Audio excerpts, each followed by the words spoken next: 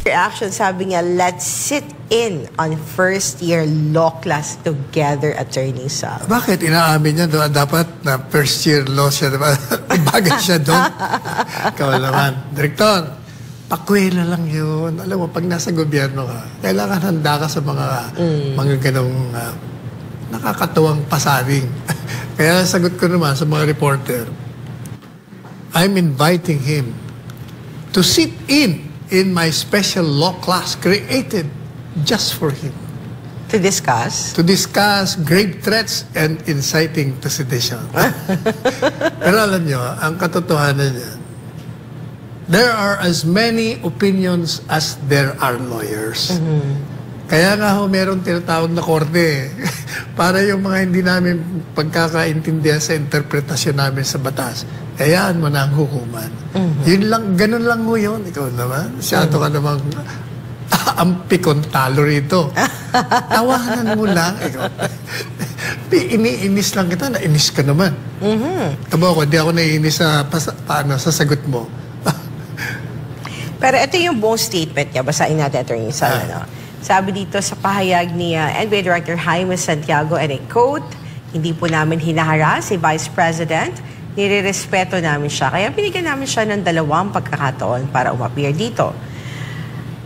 Remember, no one is above the law. Kung sino ang nagbabiolate ng batas, kahit sino ka pa man, pananagutin ka namin. Ito pong kaso na isinampa namin laban kay Vice President that was filed not because she is a Vice President, that was filed because she committed a crime threatening the President, inciting to sedition, kahit sino pa siya. Natural. Alam naman natin lahat na you cannot charge a dead person. Pero ang threat, sinabi niya, ngayon nabubuhay siya. Narinig ng mga Pilipino na nag-threat siya. Ulitin ko na naman. Makinig ka, Direktor, ha? Number 1, ang sinabi niya, pag siya ay napatay,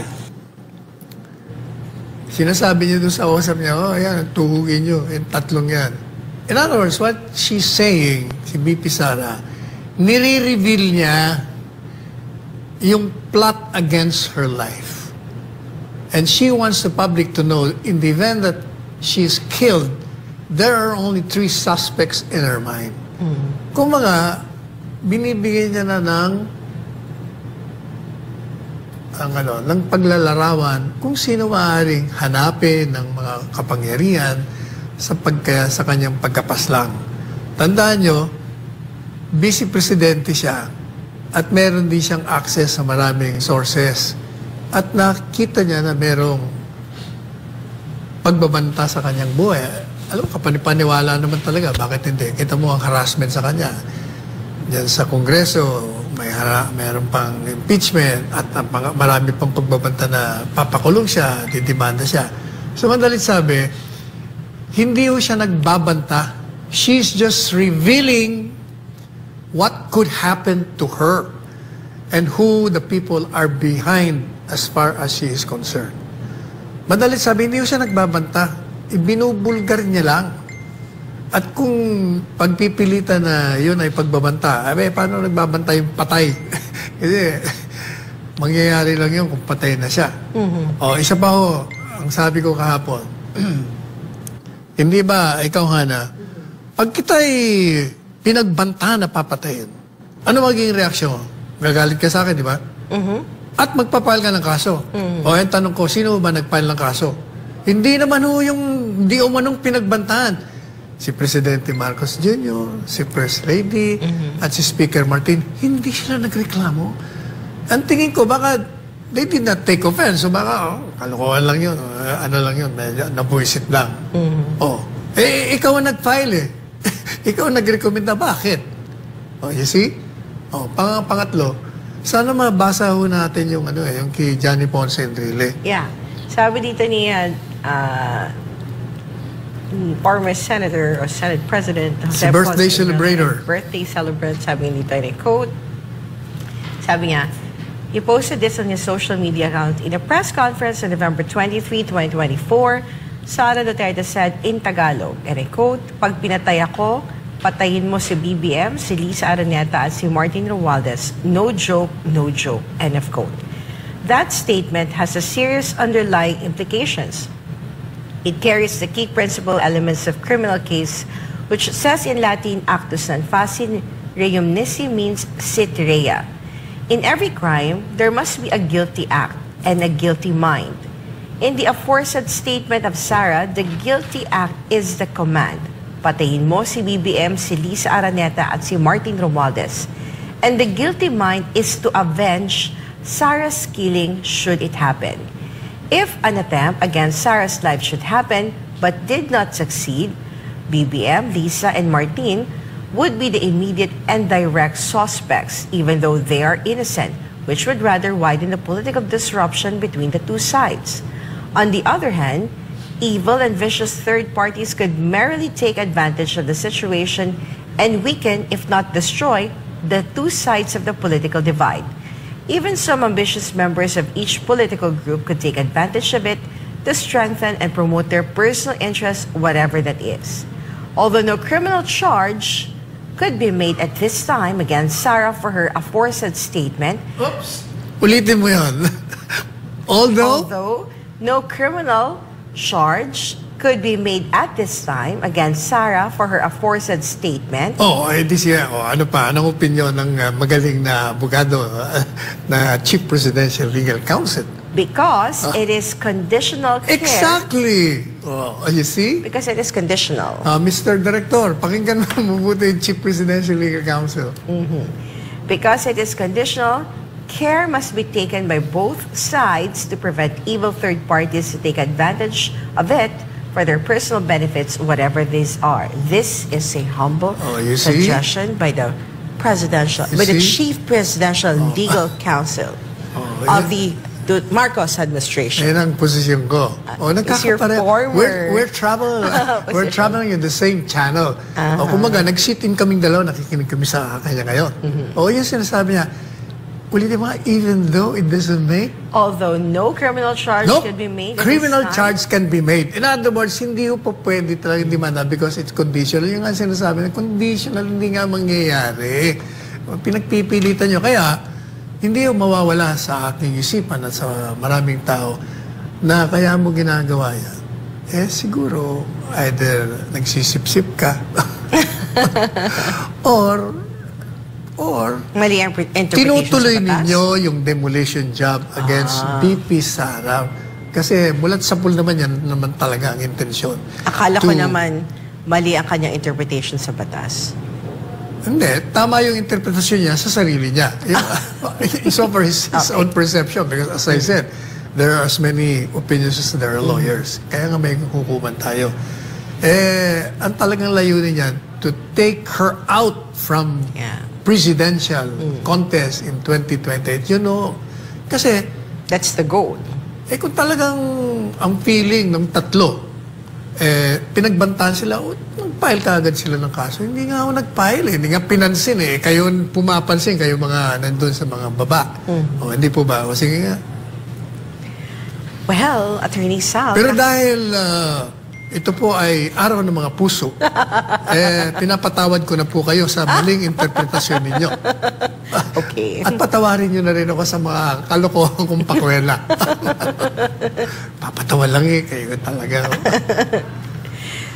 Sa bantala, formal lang ipinakilala ng PDP laban senatorial candidate itong Huwebes at sa naturang proclamation rally na ginanap sa San Juan City ay agad na sinagot ng mga ito sa naging pasaring ni Pangulong Bongbong Marcos. Na ito ang palitan ni Troy Gomez.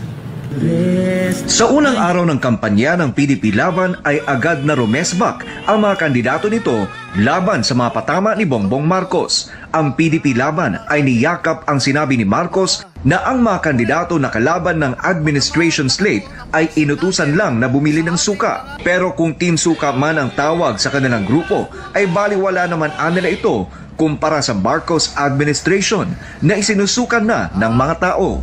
Ako'y nagtitinda ng suka, pero nakapag-masteral degree ako.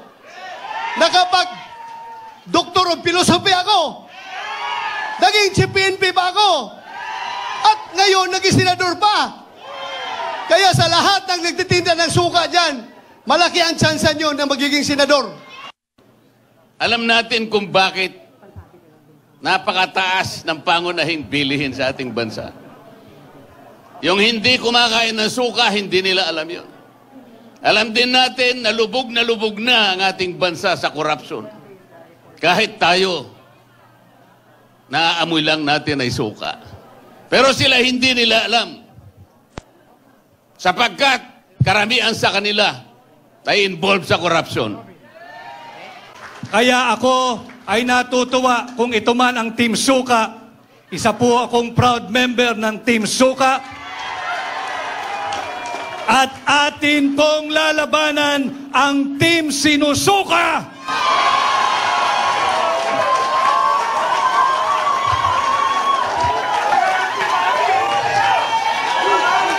Labanan natin ang mga mambubudol! Totoo po, inutusan po akong bumili ng suka at bumili ako ng suka. Siniguro ko na talagang suka yung aking binili, hindi po droga yung aking binili. Ang proclamation rally ay personal rin na dinaluhan ni dating Pangulong Duterte, ang chairman ng nasabing partido. Sa kanyang mensahe, sinabi niyang hirap si Bongbong Marcos na solusyonan ang mga problema sa bansa. Pero kung sakaling mas magaling man si Marcos sa pamamahala kumpara sa kanya, ay hinikayat pa niya ang taong bayan na iboto ang senatoriables ng administration. Ngayon, kung yung presyo ng bigas, yung presyo ng pagkain para sa Pilipino mas bababa ngayon,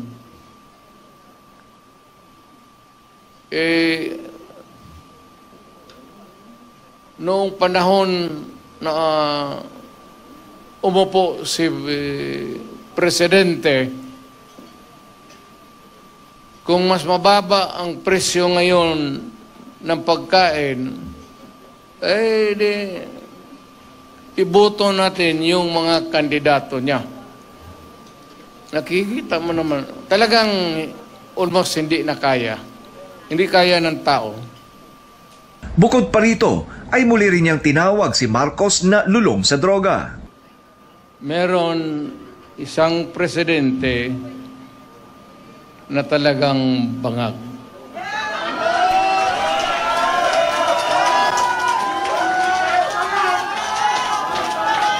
Hindi naman buang, pero yung bisyo ng droga, long term yan. Maging ulol si Marcos,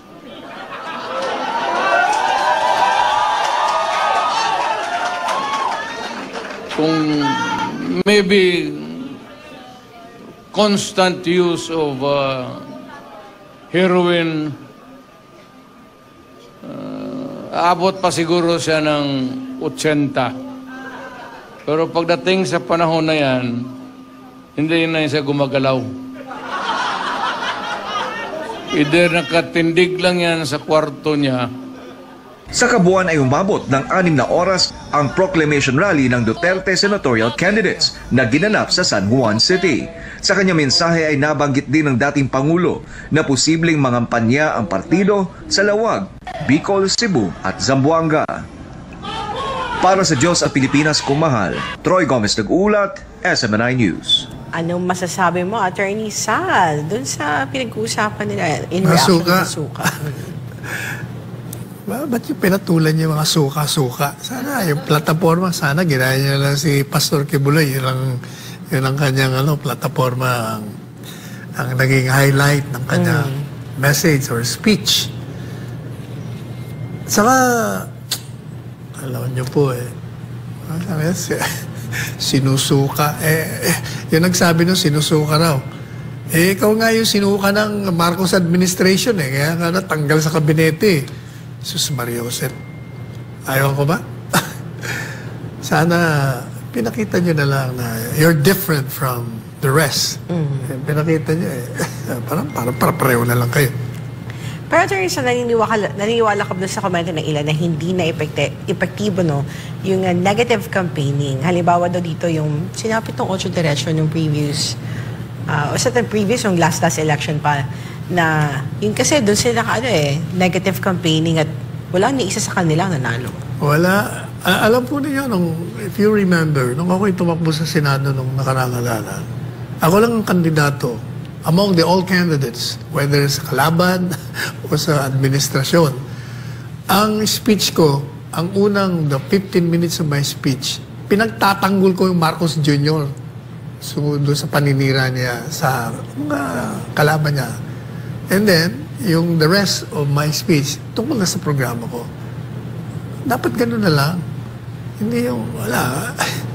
Pinatulan niyo si Bakoy O, tuloy, naging suka, parang naging suka yung suka-suka. Kaugnay po dun sa proclamation rally ng Duterte as senatorial candidates, nagpabuti naman sa si Vice President Sara Duterte. Pinapaabot nito ang kanyang pasasalamat sa pagpupuntiging magbibigay daan ng isang tunay at makabuluhang pagbabago. Kasabay nito ang paghimok sa publiko na suportahan ng ilang mga kandidato sa ilalim ng PDP laban.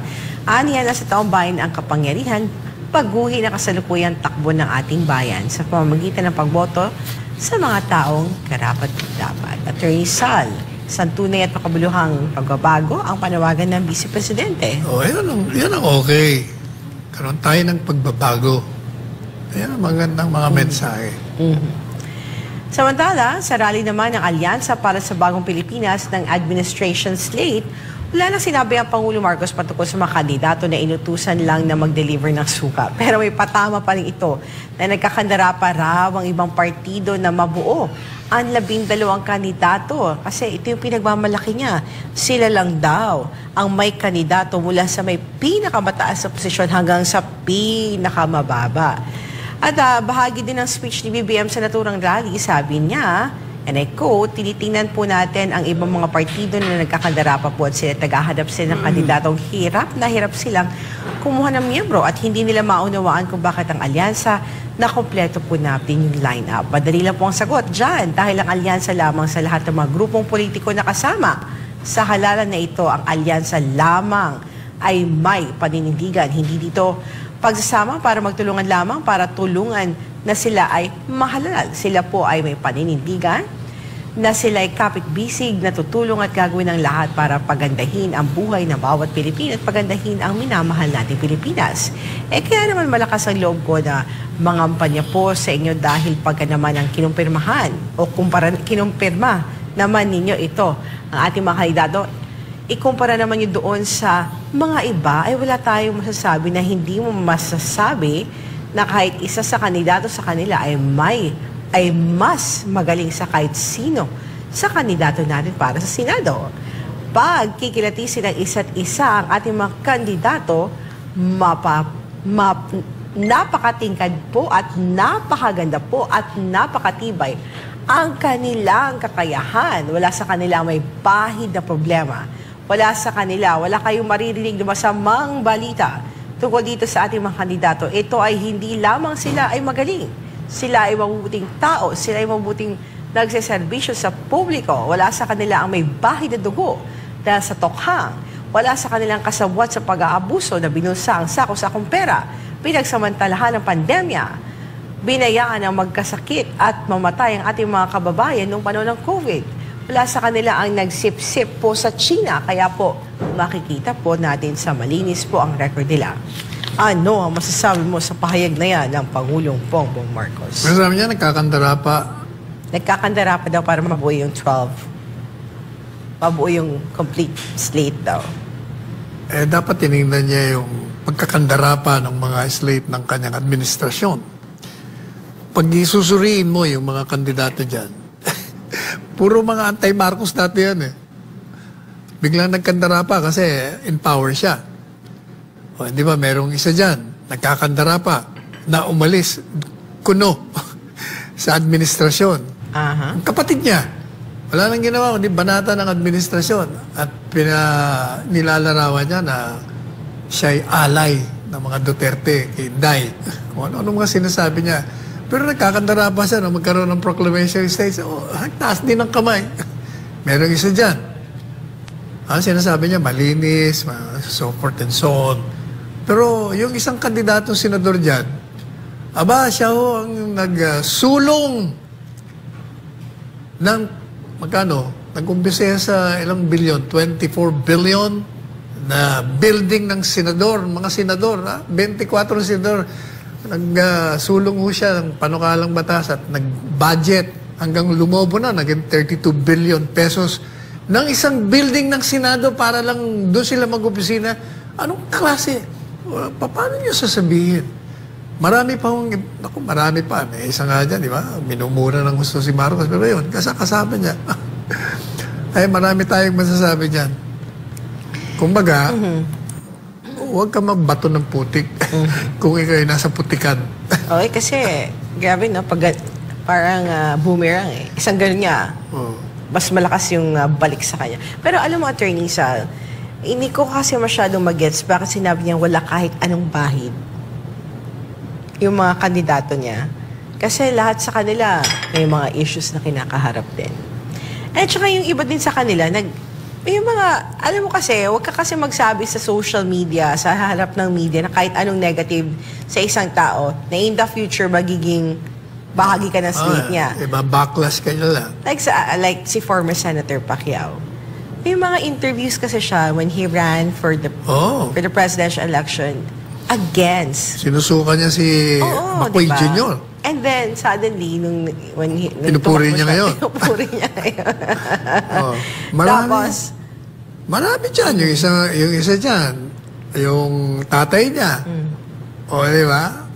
Kontra-kontra yun. Anti-Marcos na anti-Marcos yun. Tsaka, Attorney Sal, like si Abalos, baka bad shot siya ng mga tao sa especially sa Davao City after and sa KOJC. At sa lahat ng Pilipino na naka-witness dun sa KOJC siege, siya yung mastermind dun, Attorney Sal. For us, siya ang mastermind dun sa nangyaring KOJC siege. Kahit sabihin nilang hindi, pero nung lumantad na si Pastor, kung ang dami niya na sinabi at ganoon din si BBM, tapos sabi nila wala daw silang kasi sinusunod lang daw nila yung batas na hulihin si Pastor. Pero in a brutal way na ginawa nila, Attorney Sal. Kaya nga gusto ko na yung abolish ng Congress eh. Dahil, alam mo maganda yung column ni Tony Lopez. Ito daw mga kandidato ngayon, kung sino man ang lalabas sa kanila, on both sides it doesn't look like that the Senate will be better or the Senate will be far worse. Biro mo yun, it will not be better and it will not be far worse. That's an indictment of the kind of candidates that we have ngayon. Ayan, sinasabi ni Tony Lopez. Well, Attorney Sal, yun ang masasabi ko ngayon, Gayahin niya na lang si Pastor. Palagi siyang programa. Ganun na lang. Si Bongo, no? Kumusta nga pala si Bongo? pinagmalaki niya yung malasakit niya. At least yun, meron, kumbaga, yun ang tinatawag na kaya res nagagamit ipsa yung loquitur. Mr. Malasakit niya. The thing speaks for itself. Yeah. Or, alam mo kasi, Attorney Sal, si Pastor Apollo Sikibuloy, kahit recorded video lang yun sa kanya, ang highlight niya, exactly, may sustansya. Ang highlight niya, resibo niya, Attorney Sal. Keeps reminding the public na may resibo na siya. And that's why, subukan niyo naman yung taong may resibo at hindi yung idinadaan lang sa popularidad o kesyon na meet nila personally yung candidate na hawakan yung kamay nila dahil yun na yung magiging basehan nila. Kasi Attorney Sal, sa lahat ng mga kandidato na tumatakbo sa Senado, si Pastor lang nagsasabi na no corruption, he is for death penalty, and he is serious in making this country a first world country. Saan ka nakarinig ng ganyan, Attorney Sal, sa mga kandidato ngayon? Sa kanya lang? Sa kanya lang, exactly. Teka muna, kumusta kumusta na may speech ni Presidente ng PDP? Robin Hood Padilla. Yun, nakiusap talaga siya, di ba? Sabi niya sa public na siya, si Senator Bato, and Senator Bongo. Tatatlo lang sila sa Senado. Tatatlo lang sa Senado. Kailangan nila ng tulong. Kailangan nila ng tulong. And he's making an appeal sa public na ito yung lineup nila sa PDP at ito yung magiging, kumbaga, sila ang magiging katuwang nila para isulong yung mga magagandang plataforma at programa ng PDP. Yun yung sinabi niya kasi 'di ba? nung unang part pa lang ng na-frustrate nga siya kasi gusto niya isulong yung federalism and mismong kasama niya sa PDP hindi siya sinusuportahan. To the point na parang was thinking na umalis ng PDP at that time, di ba? If you remember, Attorney Sal. Di ba nag-resign siya? Pinakiusapan na bumalik. Eh, alam mo naman, pag, in fairness to Senator Robin, Attorney Sal, nung yung mga sinabi niya kasi sa campaign, katulad din siya ni Pastor ayaw niyang hindi makadeliver. And si Senator Robin, nakita ko na kapag may sinabi siyang, may pinrami siya sa public that he is for this, gagawin niya ang lahat na kanya makakaya to be able to deliver that promise. O kaya araw-araw, aga-aga yung Senado, aral ng aral. Okay yung batang yan. It just shows, Attorney Sal, that he is really serious sa kanyang trabaho as a senator. Correct. And saan ka pa nakakita ng ganyan, Attorney Sal? That they are really serious to deliver their job as a public servant. Hindi yun naging tumakbo ka bilang senador or congressman because you're aiming for that position because of wealth, fame, power. Sana hindi ganun, Attorney Sal. And sana hindi ganun ang consideration ng mga tumatakbo. Kaya nyo na lang, si Pastor Kibuloy at si Bongo, yan ang mga walking testaments of public service, even na may not in resibo. power. So, Attorney Sal, nasa 27 milyong balota na ang naimprenta ng COMELEC para sa nalalapit na halalan sa Mayo. Samantala, si Dr. Willie Ong umattest na sa Senate race pero hindi raw mabubura ang pangalan nito sa balota. Ayon sa COMELEC, si Margot Gonzales magbabalita. Bukod sa National Printing Office o NPO, pinalawak ng COMELEC ang verification process ng mga balota sa pamamagitan ng paggamit sa buong Amorando Sports Complex sa Quezon City. Ang hakbang na ito ay upang mapabilis ang pagsusuri sa mga balotang gagamitin sa halalan. Sa bagong sistema, isinasailalim ang mga balota sa manual at machine verification upang tiyakin ang kalidad ng bawat isang balota. Ayon kay COMELEC Chief Attorney George Garcia, umabot na sa 27 milyon ang naimprentang balota sa NPO at ang lahat ng ito ay kailangang dumaan sa masusing verifikasyon. Nais ng COMELEC na maka-verify ng 1 milyong balota bawat araw sa loob ng Amorando Sports Complex. Sa loob ng sports complex, mayroong 200 makina na ginagamit sa verification at target din ng COMELEC na magtalaga ng 500 verifier para sa day at night shift, katulad ng sistema sa NPO. Sa kasalukuyan, ang National Printing Office ay may 260 makina at 600 verifiers na hinati sa pang-araw at panggabing shift. Sa verification process, sinusuri kung mababasa ng automated counting machine ang balota. Habang sa manual verification, ini-inspeksyon kung may punit, dumi o anumang diferensya ang mga balota. Sa mata pa lang, kita mo, parehas ba yung kulay? Yung kulay light green, yung kulay green, parehas ba yung kulay? Meron ka bang nakitang smudge? O kaya napunit ba? Kanina may nakita yung napunit sa taas. Technically, kahit yung punit na yon, babasahin nyo ng machine. Bakit? Hindi naman naapektuhan ang timing marks yung sa gilid. Pero, sa mata ng verifier, rejected yon. Defective yon. So, set aside. So, yun po yung mga defects. Ngayon, sa machine naman, titingnan ng machine na andyan pa yung mga secret markings namin. Ito ba ay tunay na balota para doon sa mismong bayan na yan o sa mismong presinto na yan. Kasi nga, precinct specific. Therefore, nakakalibrate yung mga makina sa mismong presinto na bine-verify nila. Ayon kay Garcia, kinakailangan ng 7 hanggang 8 segundo para ma-verify ang isang balota. Depende yan sa kasanayan at experience ng verifier. Dahil dito, inasa ng COMELEC na mabilis din ang magiging proseso ng verification sa tulong ng mga trained personnel. Para ma-verify ang isang balota, manually at ng machine, 7.5 to 8 seconds ang nakukonsume ng isang verifier. Yun ay depende sa kasanayan niya o medyo experienceado na ba siya o pag nagsisimula pa lang na verifier. So, more or less sa maghapon, on the average siguro naman kung meron kang 7 to 7 na verification o 8 to 5 na verification, halimbawa, palagay ko naman medyo makakadami rin yung verifier natin. Sa kasalukuyan, nasa 3 hanggang 4 na milyong balota na raw ang sumalang sa verification. Matapos dumaan sa proseso ng verifikasyon, ang mga balotang pasado ay dinadala sa packing area at inilalagay sa maayos sa mga kahon upang mapanatili ang kalidad ng mga ito laban sa anumang temperatura o posibleng pinsala. Isang kasi may mga pagkakataon dati I think in 2016 or 13, may nagreklamo na nag-expand yung balota. Nag-expand yung balota, pinasok sa makina, nire-reject ng makina. Yan po base sa ating karanasan. Nagmo-moist kasi, o kaya dahil sa init, nag-expand. Ngayon po, yan yung ating ginawa ng paraan itong mga nakarang eleksyon upang hindi na mangyari yung mag-expand. Kasi siyempre, pag nag-expand, iba na yung size ng balota. Yung size ng balota ay nakaprogram yon sa mismong makina.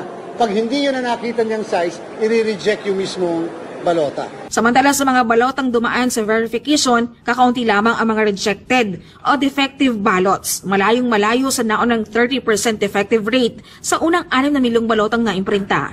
Ang mga rejected ballot o hindi pumasa sa manual at machine verification ay kailangan muling ipa-imprinta sa National Printing Office. Samantala, isa pang kandidato sa pagkasenador ang umatras sa halalan sa pamamagitan ng isang social media post